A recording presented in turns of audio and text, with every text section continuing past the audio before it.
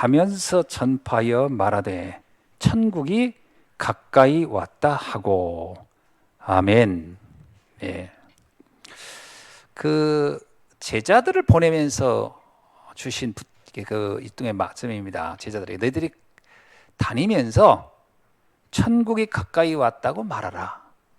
그 얘기는 뭐의 얘기죠? 그리스도가 왔다라는 말을 하라는 얘기죠. 그리스도를 만나면 그 사람의 인생에 천국이 이루어지니까요. 그러니까 우리가 천국이 이루어졌다 이랬더니 자꾸 어떤 물리적으로 눈에 보이는 뭐 어떤 제도가 바뀐다든지 갑자기 세상이 좋아진다든지 이런 식의 오해를 할 때가 있거든요. 그런 의미로서의 천국이 가까이 왔다라는 뜻이 아닙니다. 여기서 말하는 것은 그리스도를 만나는 사람들 안에 변화가 시작될 거라는 거예요.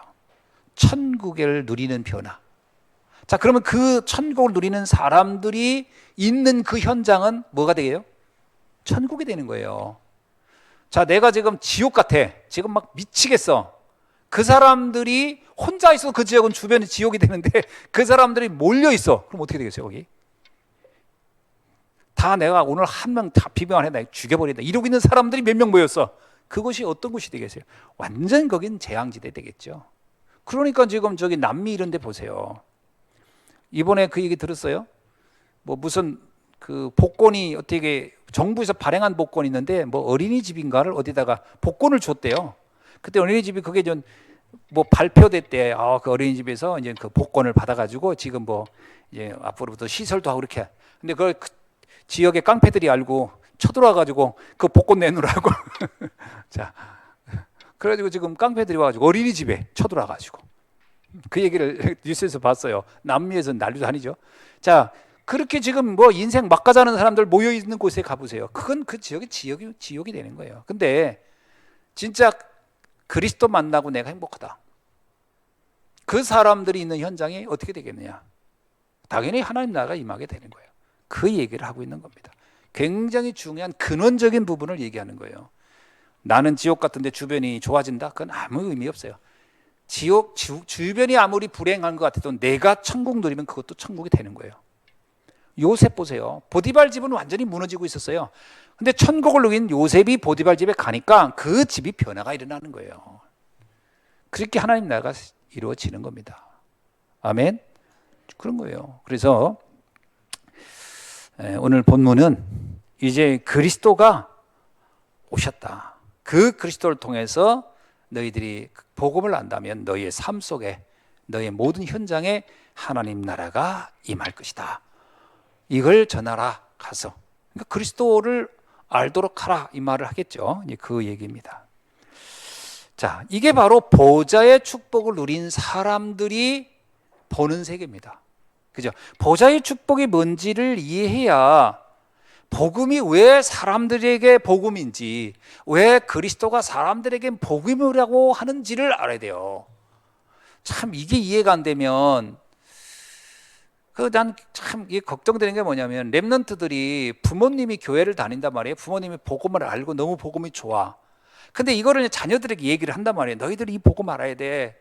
근데 이게 전달은 내가 최선을 다해서 해요. 근데 이 자녀들이 그걸 알아듣지를 못해가지고 어떻게 알아듣냐면 너가 정말 그리스도 안에서 복음을 알아야 돼. 이 말을 뭐라고 알아듣냐면 너 교회 다녀. 이렇게 알아듣는 경우가 많거든요. 너 교회 나가. 그러니까 너 복음 알아야 돼 라고 하는 말을 너 교회 나가라고 알아들으니까 여기서 엄청난 착각이 일어나는 거예요. 그래서 신앙생활 하라는 말이 막 굉장히 듣기 싫은 말로 굉장히 부담스러운 말로 알아듣는다는 거예요. 렘넌트들이. 그게 아니거든요. 지금 우리가 아이들한테 괴롭히려고 복음을 알라, 교회 나가라 이 말이 아니잖아요. 신앙생활 예배드리란 말이 괴롭히려고 하는 얘기가 아니거든요. 그 그리스도가 이해될 때 그 삶이 그 자녀의 삶이 렘넌트 삶에 천국에 임한다는 걸 우리는 아는 거예요. 그걸 설명하는 참 한계가 있는 거죠. 어려움이 있어요. 그걸 알아들으면 참 좋은데 이걸 알아듣는 경우가 흔치가 않아요. 그러니까 많은 시행착오를 그때 하는 것 같아요. 그러니까 뭐 사정에 부탁해서 교회 겨우 나와주는 정도. 그게 나와줄 일입니까 그게? 내가 막 간절히 그걸 원해도 모자랄 판이지. 근데 그냥 뭐 누구를 위해서 해주는 거냐? 막 그런 거죠. 마치 그 부모님이 자녀들한테 공부하라고 하면 공부를 뭐 누구 때문에 하라는 줄 알고, 그 부모 때문에 공부하라는 줄 알고 오해하는 경우 있잖아요. 그게 너를 위해 하는 건데 그 과정에서 생략된 게 많거든요. 공부해 이 얘기는 너를 괴롭히려고 하는 거야 이게 아니거든요. 네가 앞으로 네 인생을 사는데 편안하게 살 수 있는 길이야. 이걸 말해준 건데 그렇게 설명한 것 뿐이잖아요. 근데 이걸 못 알아듣는 거예요, 랩런트들이. 그래가지고 난 엄마가 나한테 공부할 때가 제일 싫어. 뭐 이렇게 나오면 할 말이 없는 거예요, 이제. 야, 이렇게 못 알아듣는. 이걸 알아듣는 아이를 가리켜 뭐라고 해요? 철들었다고 하는 거예요. 그 의미까지는 알아듣고 그 말을 그래서 이 말을 하시는구나. 이렇게 된 아이를 가르치고 철들었다 이렇게 하는 거거든요. 얘는 조숙하네. 뭔가 알아들. 근데 이거를 단순하게만 알아듣는 그냥 그 말기만 그 말 단어만 이해하고 막 화내면 뭐라고 하죠? 걱정되는 거죠. 부모지만 자녀가 걱정되는 겁니다. 참 이걸 되게 때릴 수도 없고 협박할 수도 없고 뭔가 뭐 달래서 되는 것도 아니고 탁 깨달아야 되는데 그런 경우 많거든요. 그때 우리는 답답하잖아요. 하나님도 우리가 답답할 거예요. 그래서 복음을 안다는 것은 엄청난 일인데 이걸 잘 이해를 못하는구나 이런 생각이 되는 거죠.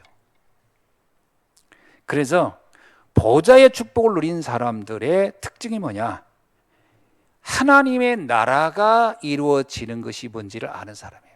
하나님 나라가 어떻게 이루어지며 그 나라의 삶이 어떤 건지를 아는 사람들을 우리는 보좌의 축복을 아는 사람이다. 이렇게 말씀드리는 거죠. 자, 그래서 예수님이 그 제자들에게 이걸 말씀한 겁니다. 하나님의 나라에 관해서. 그죠? 그래서 너희들은 가거든 하나님의 나라가 가까이 왔다고 전하라. 그리고 예수님이 그 제자들이 근데 이 말을 어쩌면 제자들이 예수님만큼 이해했을까? 이 생각이 드는 거예요. 이해 못했을 것 같아요. 그래서 다시 감람원으로 다 불러들여서 40일간을 다시 설명하는 겁니다. 그게 4일을 설명해도 진짜 예수님이 4일 설명해도 많이 한 건데 40일간을 설명. 왜 40일일까요? 제 상상을 해보는 거예요. 40일이요 한 달하고 열흘이잖아요. 엄청 긴 기간입니다. 근데 계속 같은 주제를 얘기했다는 얘기는 뭘까요? 다양한 방법으로 설명했을 거예요. 이런 경우 저런 경우 이런 상황 저런 상황 이런 사건 저런 사건. 거기에 하나님 나라가 뭔지. 그죠? 개인적으로 가정적으로 사회적으로 국가적으로 세계적으로 미래적으로 현재적으로 과학적으로 과거적으로 그 하나님 나라의 설명을 했을 거라고 저는 보거든요. 그때 이제 비로소 이렇게 한 40일 하니까 제자들이 그때서 저는 말씀을 입체적으로 이해하지 않았나. 그런 거였구나. 그런 의미가 있었구나. 라고 하는 거죠. 이 하나님 나라가 이해되니까 어느 정도예요? 그 하나님의 나라는 과거적이며 현재적, 미래적이기도 해요. 영원한 거기도 한 거예요. 그래서 이 복음을 위해서 살다 죽어도 난 여한이 없다 할 정도에까지는 결단이 나온 거예요. 그래서 순교자가 나오는 거예요. 하나님의 나라라는 게 얼마나 어마어마한지가 이해된 거예요, 사실은. 그게 보좌의 축복을 이해한 사람들의 이야기죠. 그렇죠? 예수님이 말씀하는 건 단순히 이 땅에서 먹고 사는 거 이 정도 얘기가 아니잖아요. 이 땅에서 그냥 단순히 불편한 문제가 해결되고 사랑하는 가족들하고 옹기종기 살고 막 그런 정도 얘기입니까 그게? 근데 복음을 이렇게 이해하는 사람도 의외로 있어요. 조금 뭐 상황이 좀 좋아지면 아이고 여기에 좋사오니 이렇게 살겠다 나는. 참, 복음을 그 어마어마한 복음을 너무 협소하게 해석하고 적용하는구나. 이런 경우는 정말 많이 느끼거든요. 너무 협소하게. 그죠? 진짜 하나님이 원하는 건 그 정도가 아닙니다. 그 정도가 아니거든요.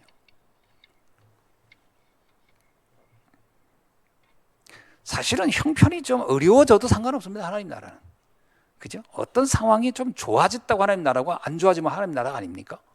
그것도 아무 상관없는 거예요, 사실은.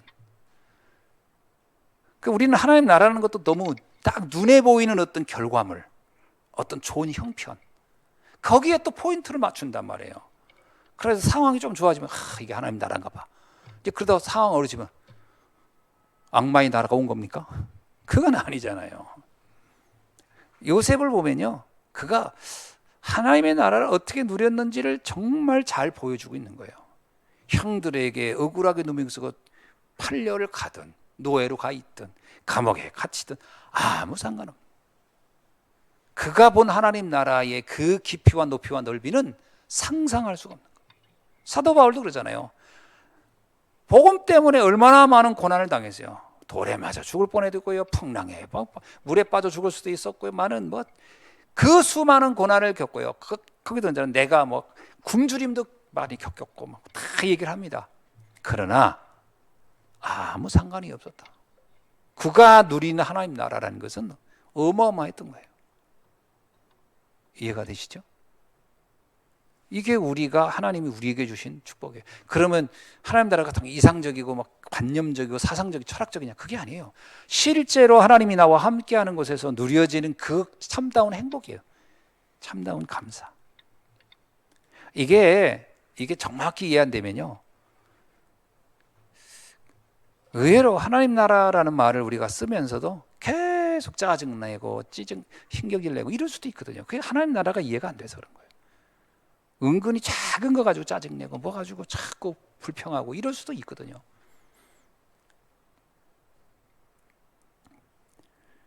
(40일) 동안 그랬더니 어떤 일이 있어요? 사도행전 2장 1절, 마가다락방에서 오순절날이 이미 이르매. 이 이야기는 단순히 오순절날이 이미 이르매, 바람같이 불같은, 이게 무슨 말이야? 이 말은 다른 말로 되면요, 제자들이 비로소 하나님의 나라에 대한 완벽한 체험이 된 날이다.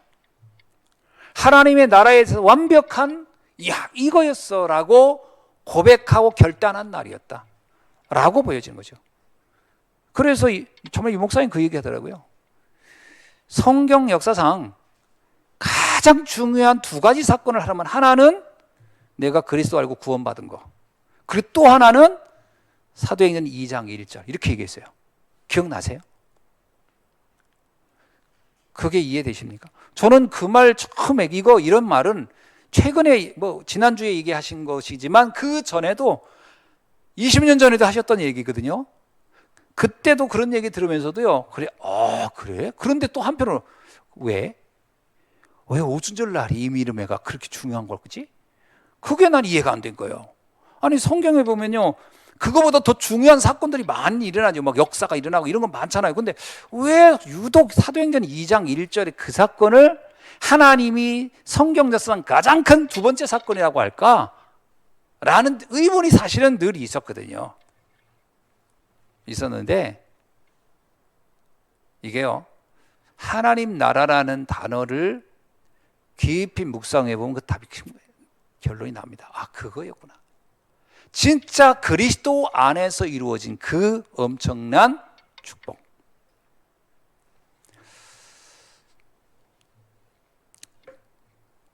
어떤 분이 저한테 이런 질문을 했더라고요. 저는 복음을 아는 것 같은데, 지난번에 그 수요일 날 유 목사님이 그랬잖아요. 운명을 바꾸라. 그 얘기 했잖아요. 운명을 바꾸는. 그랬더니, 그래서 그 메시지 제가 좀 했잖아요. 그랬더니 문자가 왔어요. 목사님, 저는 아직도 운명이 그러면 안 바뀐 건가요? 이렇게 질문을 왔던데, 여러분, 복음을 알면 근원적인 운명은 바뀌었죠. 근데 그 복음의 가치와 깊이와 높이와 넓이를 누리지 못하면요, 삶에서의 진정한 운명의 변화를 내가 체험을 못하는 거예요. 그걸 억울하다고 하는 거거든요. 구원받고도 불신자고 비슷하게 시달리다 가는 사람도 진짜 많습니다. 그게 의외로 나일 수도 있어요. 복음을 알아서 그 복음을 안 것으로 인한 행복도 있어요. 감사하고. 그러나 삶에서는 끊임없이 뭔가 시달리고 불평하고 짜증나고 힘들고 그럴 수 있어요. 그거는요, 삶에서의 운명이 안 바뀐 경우예요. 근원적 운명은 바뀌는데 삶의 운명이 바뀌어야 돼요. 어떻게 해요? 하나님 나라를 누리는 거야 돼요. 하나님 나라를 누려야 돼요. 그게 안 될 수도 있어요. 그래서 뭐라고 하냐면, 나 구원 받았어요. 그런데요, 힘들어요, 죽겠어요, 이래요. 구원받았죠. 구원 안 받은 건 아닙니다. 왜? 그리스도가 이해되고 그리스도가 믿어지니까. 그러나 삶은요? 삶은 어떡할 건데요? 내 인생은 딱 한 번 왔다 가는 거예요. 이거 윤회가 아닙니다. 도너 가는 게 아니에요. 이번 삶은 대충 살고 다음에 한번 본격적으로 살아보자. 이렇게 할 수 있는 스페어 인생이 없다니까. 딱 한 번 왔다 가는 인생이에요. 한 번 왔다 가는 인생인데 어떻게 생각하냐면 이번 생은 그냥 이렇게 살고요. 아닙니다. 지금에 숨 쉬고 있는 지금도 나에겐 가장 소중한 날이잖아요. 그 삶을 아무렇게 하면 안 되죠. 그래서 마가다락방에서 하나님의 나라가 임했다 이런 거예요. 그렇게 표현한 거예요. 하나님의 나라가 임했다. 이건 무슨 말이에요?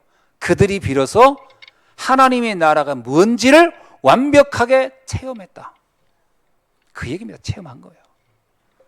어떤 분이 그러죠. 하나님 나라가 임했다. 그럼 그 마가다락방 고기만 임했단 말이에요. 그 말이 아니잖아요. 거기에 있었던 제자들이, 거기에 복음을 들고 하나님 나라에 대한 메시지를 40일 들었던 그들이 그 예수님의 말씀에 대해서 완벽하게 깨달았다. 이렇게 설명할 수 있는 거죠. 그게 뭔지를 알았다. 그들에 의해서 드디어 세상이 변하기 시작하는 거예요. 그걸 안 사람만 세상을 바꿀 수가 있는 거예요. 그 중에 이제 한 사람이 베드로입니다. 두 번째는 베드로죠.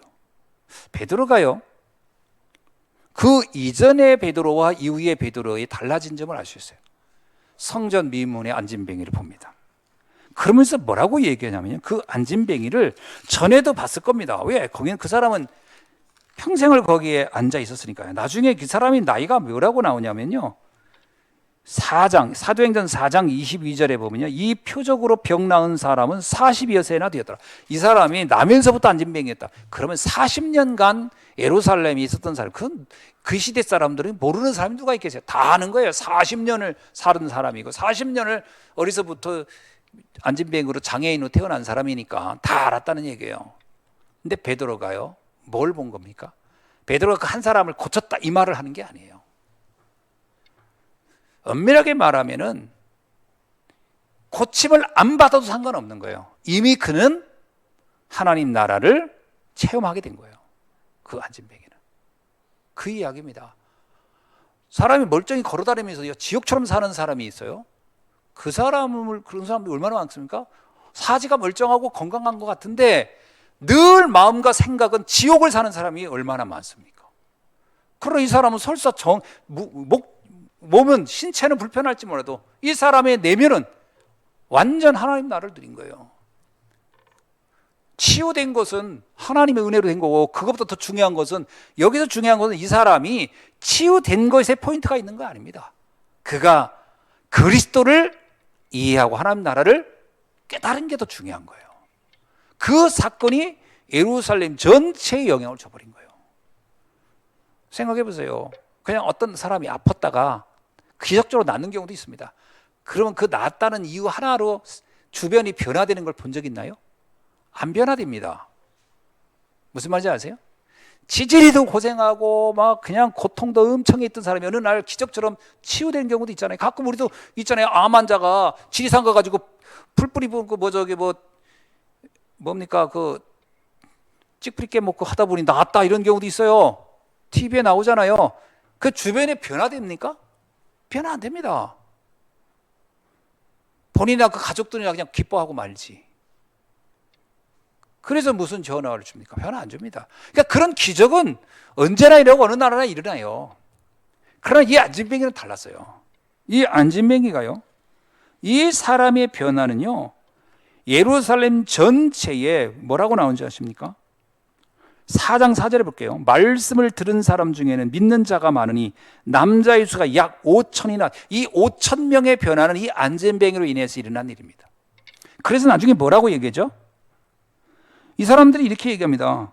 아니, 그 4장 10절에도요, 계속 따집니다. 그 문제를 가지고 사람들이. 그러니까 베드로가 뭐냐면 나사렛 예수 그리스도의 이름으로 이 사람이 건강하게 되어 너희 앞에 섰느니라 이렇게 얘기하고요. 그래도 계속 얘기해요. 그러면서 나중에 뭐예요? 14절에 또 병 나은 사람이 그들과 함께 서 있는 것을 보고 비난할 말이 없었느니라. 예루살렘의 복음화에 결정차를 날린 사건이 이 사건은 이거는 단순히 병자가 나았기 때문에 일어난 거 아닙니다. 그런 경우는요 현대에도 종종 있어요. 어떤 목사님이 뭐 안수기 됐더니 병자가 나왔더라. 그게 중요한 사건이 아닙니다. 그래가지고 어떻게 그 도시가 변화되던가요? 도시에서 5천 명이 막 일어나고 막 하던가요? 안 일어납니다. 문제 뭐죠? 하나님 나라가 뭔지를 체험한 거예요. 그걸 베드로도 그 안진뱅이도 그 사람도 그걸 알아들은 거예요. 그게 사람들에게 충격을 준 거예요. 하나님 나라가 뭔지를 이해돼. 그래서 뭐라고 합니까? 17절에 4장 17절 이것이 민간에게 더 퍼지지 못하게 그들을 위협하여 이후에는 이 이름으로 아무에게도 말하지 말라 하자 하고 이 정도 예루살렘의 모든 종교 지도자들이 일어나가지고요 이 사람 때문에 수많은 사람이 예수 믿는 일이 막 일어나니까 이거 막아야 되겠다 할 정도로. 근데 이 사건이 보세요. 사도행전 3장 4장에 이 사람 이야기로 가득 차 있어요. 이 사건 하나로 이렇게 길게 한 사람이 치유된 일이 이렇게 장문으로 쫙 설명된 예가 뭘까요? 이게 단순히 저 사람 낫어? 아닙니다. 성경에는요 이렇게 나은 사람 수도 없이 나와요. 이 사람이 이해된 거는 완전히 하나님 나라가 뭔지를 완벽하게 깨달았던 거죠. 이게 중요한 거죠.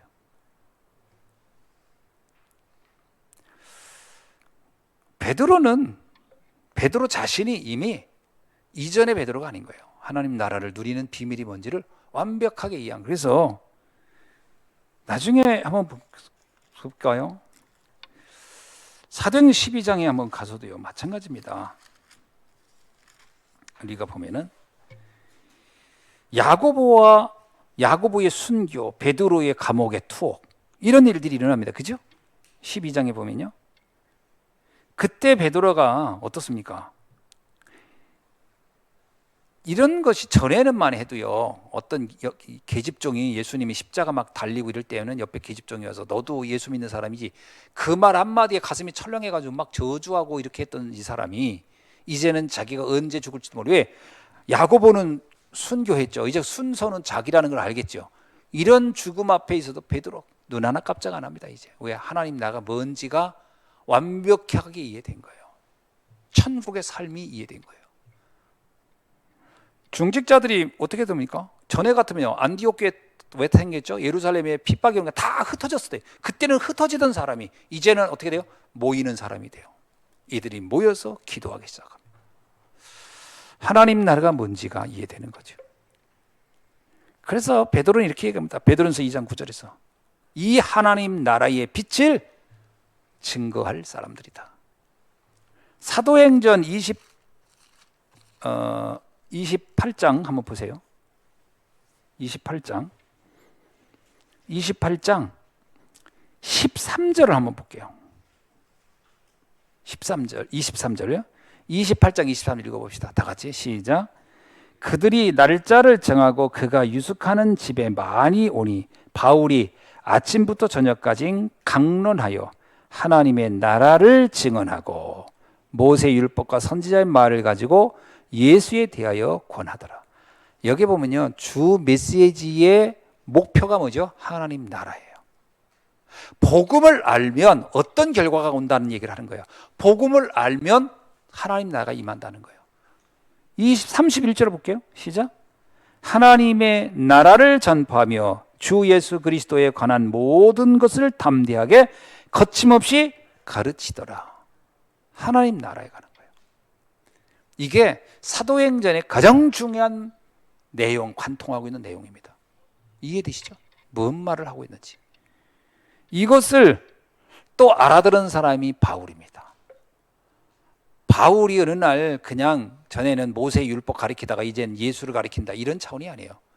그는 정말 뭔가 행복한 인생, 진짜 신앙의 어떤 그 깊이 있는 축복된 삶을 살고 싶어서 간절히 몸부림쳤던 사람이 사도 바울이잖아요. 그가 그리스도를 알고 나서 깨달은 거예요. 이것이 하나님의 나라의 삶이구나. 이렇게 되는 거구나. 하나님 나라라는 게 이렇게 되는 거구나. 무슨 세상의 명예 이런 것들을 다 내려놓더라도 내려놓더라도 아깝지 않고 후회되지 않는 삶이 이 안에 있구나. 이게 이해돼야 돼요. 이런 게 이해된 사람이 전도자가 되는 것이고 목회자가 돼야 되는 거겠죠. 그렇죠? 아, 목사 돼가지고 좀 뭔가 좀 누리면 살아볼까? 개고생합니다. 개고생합니다. 그렇죠? 어떻게 막 뭐죠? 메시지를 좀 흉내 내가지고 막 사람들 감동 눈물 흘리게 하고 그 개고생합니다. 안 됩니다. 하나님 나라가 뭔지가 이해돼야 돼. 그죠? 그래서 사실은 저는 이런 생각이 들어요. 진짜 이 하나님 나라가 이해되면 전도자의 산보다 가치 있는 건 없다. 목회자의 길보다 가치 있는 건 없다. 중직자의 삶을 사는 것보다 가치 있는 건 없다. 그렇게 저는 생각이 돼요. 그죠? 많은 사람들이 신앙생활을 한다고 하지만 진짜 내면 깊은 곳에 삶의 목적을 물어보면 글쎄요, 서로 충격받을 거래요. 비차? 서로 비차? 다른 게 있어요. 다른 게 있다니까. 은근히 다른 게 있어요. 베드로 요한이 그랬잖아요. 변화산 올라가서 여기가 좋사오니. 그때 베드로 요한이 속에 깊은 곳에 있는 게 뭐죠? 여기가 좋사오니. 적당히 주님 턱박하면서 이렇게 이제 안락하게 편안하게 살면 요게 좋은 거 아닐까요? 라고 본 거 아니겠습니까? 예수님 그거는 불신자들이 사실은 네가 하나님이란 말을 쓰고 있지만 그건 불신자들이 원하는 인생 목표고 우린 그게 아니지 않냐. 그게 목표가 된다면 그건 불행한 사람이다. 신앙인이. 불행한 겁니다. 그거 사실. 그러면 차라리 발벗고 나서서 열심히 돈 버는 게 낫지. 뭐 하려고 그 아까운 시간을 허비하면서 신앙생활하고 헌금하면서 삽니까? 그 돈 가지고 코인 투자하지. 그죠? 여러분 헌금한 거 코인 투자했으면 지금 엄청 올랐을 텐데 그런 허무한 짓을 왜 했겠습니까?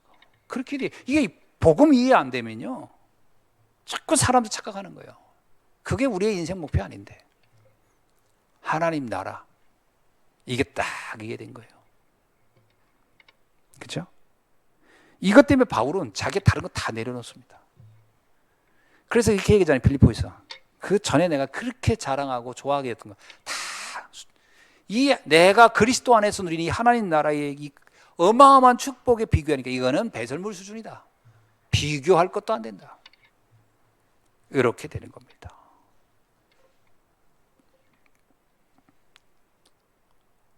그래서 왜 회당으로 갔냐?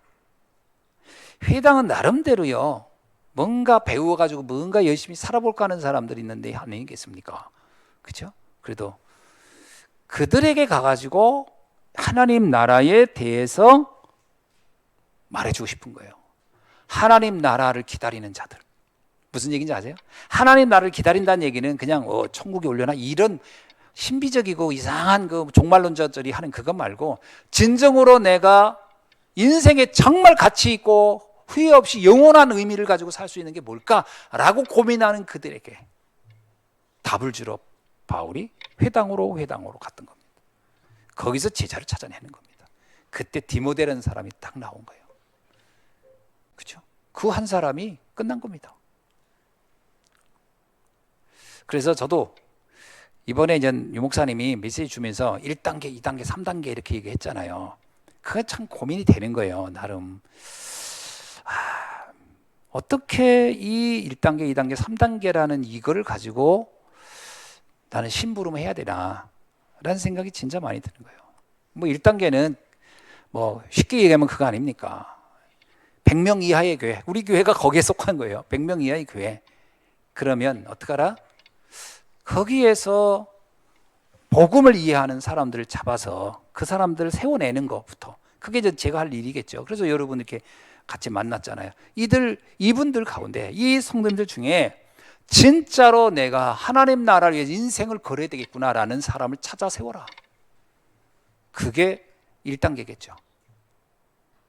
그 사람들을 찾아 세워라. 진짜 나는 내 인생의 목표는 거기에 있다.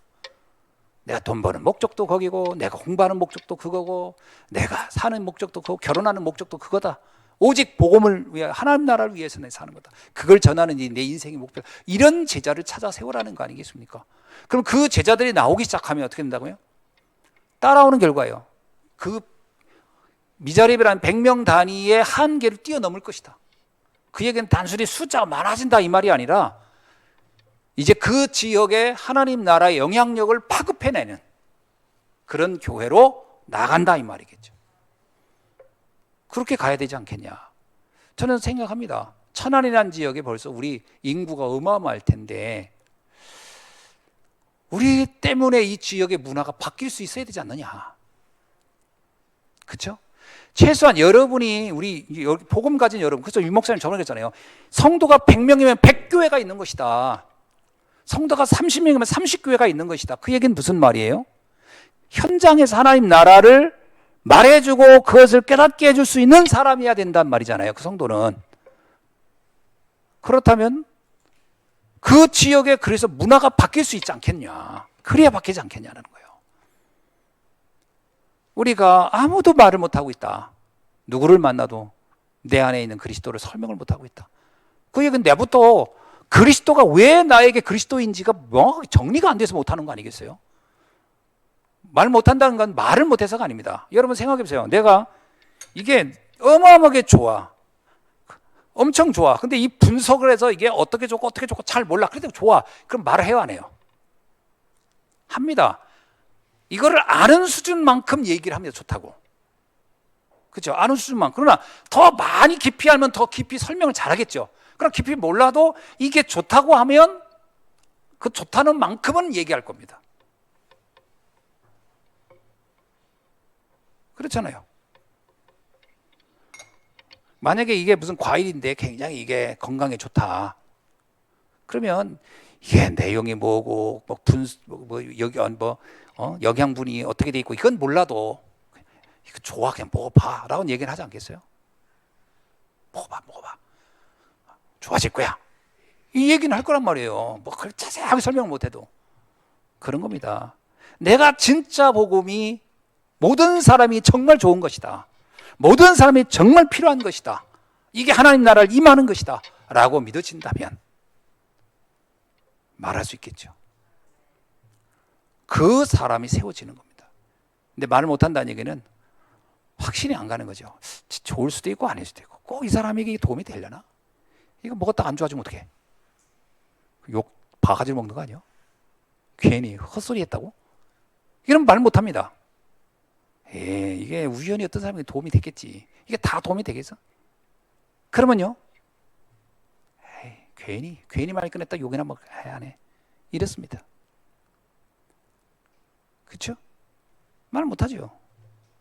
그러면서 너는 왜 믿는데? 그러면 나는 효과를 봤어. 나는 나만 본 거지. 이게 모든 사람에게 있을 거라는 생각은 안 할 수 있어요. 진짜 확신이 있어야 됩니다. 하나님 나라 그 사람을 세우는 거는 거죠. 그렇죠? 그게 저에게 준 미션인 것 같아요. 저는 그래서 고민한 겁니다. 2022년에는 어떤 방향으로 우리 교회의 방향을 인도받아야 되고 하나님께 심부름해야 될까? 아주 간단한 표현은 이겁니다. 여러분이 모두가 전도자가 돼야 돼요. 그게 제가 바라는 바고 하나님이 원하는 바일 겁니다.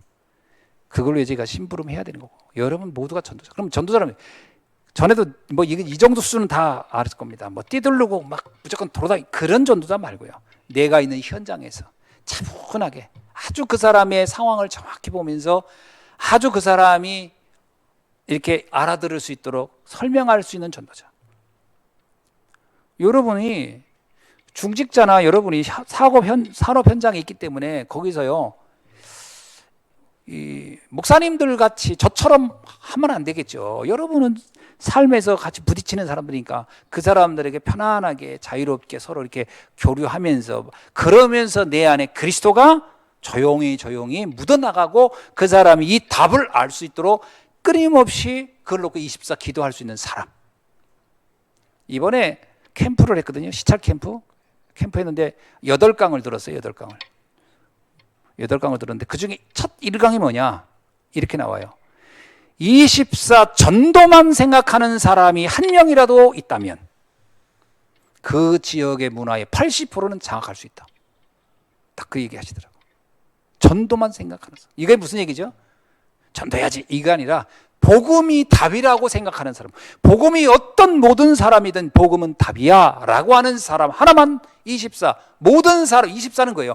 모든 상황, 모든 여건, 모든 사람을 보더라도 이 사람은 답은 그리스도라고 생각하고 이것을 말해줘야 되겠다고 하는 사람이 한 명만 나오더라도, 여러분 가정, 그 사람 한 명만 나오면 가정은 바뀐다는 거예요. 80%가. 어떻습니까? 이것을 우리가 결단을 못 내리고 있다는 거예요. 왜? 자꾸 반신반의한다는 거예요. 이게 될까 말까, 될까 말까. 우리의 불신앙 때문에. 복음은 완전한 겁니다. 근데 목사님 왜 전했는데 현장의 반응은 신통치 않던데요? 그거는 현장의 문제지 내 문제가 아니에요. 그렇죠? 그래도 복음은 역사합니다. 신통치 않든 그건 기다려봐야 되는 거예요. 씨를 뿌렸어. 당장 안 날 수 있어요. 그럼 상황에 따라서 안 날 수 있어요. 기다려봐야 되는 거예요. 생명이 있고 씨가 살아있다면 나오게 돼 있는 거예요. 불신할 필요 없다는 거예요. 하나님의 나라. 그래서 빌립보서 3장은 그 하나님의 나라의 능력이 어떤 건지를 알았던 바울의 자기 고백인 겁니다. 나는 오직 이것만을 증거하다가 가겠다. 자, 결론입니다. 왜 하나님은 바울을 쓰셨을까? 한마디로 얘기한다면요, 그는 자신이 받았던 이 복음, 자신이 깨달았던 복음이야말로 모든 민족, 모든 나라, 모든 사람의 답이 된다는 것을 확신했기 때문이에요. 그렇죠? 그건 황제까지도. 이 정도면 끝난 거지. 바울의 입장에서 로마의 황제도 복음이 필요하다라고 결론 낼 정도면 이 사람의 복음에 대한 그 깊이와 높이와 넓이를 어느 정도 이해했는지 끝난 거예요. 이 정도. 거기에서 모든 사람은 치유받아야 되고 또 모든 사람은 복음을 하는 순간 영적 지도자가 돼야 된다는 것을 확신하셨던 바울. 그래서 왜 바울이 그렇게 시스템에 대해서 집착했냐면요, 치유로 끝난 게 아니고요, 이걸 지속할 또 다른 사람을 세우는 데 목표가 됐기 때문에. 그래서 바울의 시스템이에요. 저는요, 왜 옛날에 우리 다락방 안에서 그 당세복이니 뭐 이런 사람들이 나왔었나요? 근데 그분들이 왜 나온지 같으세요? 왜 나온지 아세요? 그분들이 엄밀하게 말하면 또 다른 시스템이죠. 여기 이해가 안 된 거예요. 그분들은 복음과 치유하면 끝나지, 뭐 하려고 시스템을 말하냐 하는데, 이게 바울을 이해 못한 거예요. 바울은요, 예수만 전하고 다닌 게 아니에요. 이 복음이 지속돼야 되는 거예요. 오는 세대가. 그러려면 시스템을 세워야 되는 거예요. 그래서 바울은 곳곳에 교회를 세웠고 곳곳에 거기서 훈련시키고 제자를 세우는 일을 합니다. 그게 중요한 답이에요. 근데 이 당세복 이 사람들이 복음이 틀린 게 아니에요. 그분들 메시지 들어봤거든. 전에 초창기엔 저한테 메시지 계속 보내더라고. 들어보니까 아주 원색적 복음을 해요. 근데 뭐가 다르냐? 원색적 복음이 틀렸냐? 아니에요. 복음은 정확합니다. 자기들도 다 훈련받았으니까. 문제는 이분들이 시스템이 이해가 안 된 거예요. 그래서 자꾸 그 시스템에 대해서 불만을 하더라고. 뭐 하려고 뭐 덕평에 그걸 만들었으며 뭐 하려고 뭘 만들었으며 그 얘기를 자꾸 하는 거예요. 저는 이 사람들은 그래서 제목도 그렇게 붙인 거예요. 당대 세계복음화. 그 얼마나 황당한 얘기입니까? 그럼 다음 세대는요? 다음은 죽든지 말든지 망하든지 말든지 당대 세계복음화. 이게 당세복이라는 거예요. 이게 얼마나 황당한 얘기입니까? 미래가 없는 거예요. 미래가. 그러면 종자씨 다 내가 배고프면 우리 종자씨 다 먹고 끝냅시다 이거거든. 우리 때. 다음 세대는 어떡하라고요? 제가 왜 그 사람들을 나무라려고 하는 게 아니고요, 자칫 잘못하면 우리가 시스템에 대한 부분을 굉장히 등한히 할 수 있다는 거예요. 그건 복음이 아닌 것처럼 오해할 수가 있거든요. 그렇지 않습니다. 그거 굉장히 중요한 얘기예요. 그게 조금 복잡할 수는 있어요. 왜? 우리가 익숙하지 않아서. 우리가 그런 부분에서 별로 고민해 본 적이 없어서. 그러나 필요한 겁니다. 맞죠? 여러분, 임금이 나라를 건국해 가지고요, 시스템을 못 만드는 나라는 얼마 있다 나라가 망합니다. 다시. 아무리 힘 가지고 막 협박해 가지고 나라를 건국해서도요, 그 나라의 시스템을 만들지 못하는 나라는 금방 무너졌어요. 사실은 세계 역사상에요, 600년? 조선 600년 이렇게 같은 나라잖아요, 우리나라가. 조선이라는 나라가 600년. 그 역사상 그렇게 흔치 않습니다. 로마가 제국이 그거보다 조금 길었고요. 거의 대부분 100년 내외에서 다 문을 닫습니다. 모든 아수리, 바벨론 다 100년 전후로 다 문 닫은 나라들이에요. 그런데 어떻게 해서 이렇게, 다행히도요, 조선은 시스템을 뭔지를 알았던 나라예요. 시스템이 뭔지. 세종대왕이 그렇게 자기가 사람들의 반대를 무릅쓰고 한글을 만든 것도요, 그게 시스템이라는 거예요. 언어를 통일시켜버리고 막, 그거 쉽지 않은 거거든요. 아무도 못한 거 아닙니까? 시스템이 이해돼야 되는 거거든요. 근데 그런 걸 뭐하러 하냐고, 복잡하게. 그러면 나라는 금방 문 닫는 거예요. 시스템이 이해돼야 돼요. 우리도 마찬가지예요. 왜 유목사님은 저렇게 237 센터에 뭐 이렇게 하나? 시스템이 이해돼서 그런 거예요. 이 복음이 지속돼야 되니까. 그게 바울이 봤던 거예요. 서밋, 영적 서밋을 세워야 돼.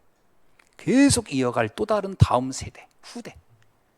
이게 우리가 고민해야 될 부분입니다. 그런 사람 하나만 나오면 돼요. 그죠? 시스템은 여러 사람이 다 안 해도 돼. 한 사람만 이해하면 돼요. 한 사람만 이해하면 됩니다. 한 사람만 이해해서 그거를 이끌고 가면 그 나머지가 따라오면 돼요. 따라가고 가면 되는 거예요. 지금 다락방은요, 그 시스템 누구 머리에서 나오는 거예요? 한 사람 머리에서 나오는 거예요. 유목사님 머리에서. 그 사람 한 사람 머리에서 다 나온 거예요. 이게 이 어마어마한 조직이 몇 명이 모여가지고 의논해서 나오는 게 아닙니다. 난 우리 교회도 마찬가지예요. 한 명만 나오면 된다. 근데 이런 사람이 2명 나오면 어떻게 했어요? 대역사에는 3명 나오면요, 상상을 초월하는 거지. 우리 장로님 4분이 이 시스템 가지고 있다. 그냥 천하는 죽음입니다. 그냥. 그러니까 이게 이해돼야 되는 거거든요. 그러니까 늘 생각을 해야 돼요. 어떻게든지 이게 지속될 수 있도록 하려면 뭐가 필요하지? 이 생각을 계속 하시면 돼요. 이게 지속되려면 어떻게 해야 되나? 오늘 또 보좌의 축복을 누린 전도자들, 특별히 초대교회 성도들, 베드로, 바울, 이들을 통해서 일어났던 역사, 아마 여러분들이 다시 한번 깊이 생각하시면서 우리에게 준 이 어마어마한 축복들이 혹시나 정말 이 높아심이 하는 얘기인데 사장되고 있지는 않은지 생각해 보셔야 돼요. 나도 모르게 사장시키고 있지는 않은지 다시 한번 탁 찾아내서 한번 빛나도록 탁 집중해 볼 수 있기를 주의 이름으로 축원합니다. 기도하겠습니다. 하나님 감사합니다. 오늘 주신 보좌의 축복의 비밀을 다시 한번 하나님 나라의 관점에서 깊이 있게 묵상할 수 있도록 은혜 주신 것을 감사합니다. 진정으로 복음의 그 어마어마한 결과가 이 땅에 그 누구도 모르는 하나님의 나라, 모두를 살리고 모두를 가장 행복하게 하는 에덴의 축복을 누리게 하는 그 말씀인 것을 다시 한번 우리가 깨닫게 하시니 감사합니다. 오늘 이 말씀 붙잡고 최고의 축복자로, 최고의 하나님께 영광 돌리는 전도자로 살아가는 우리 예수님교회 성도님들이 되게 하옵소서. 예수 그리스도의 이름으로 기도하옵나이다. 아멘.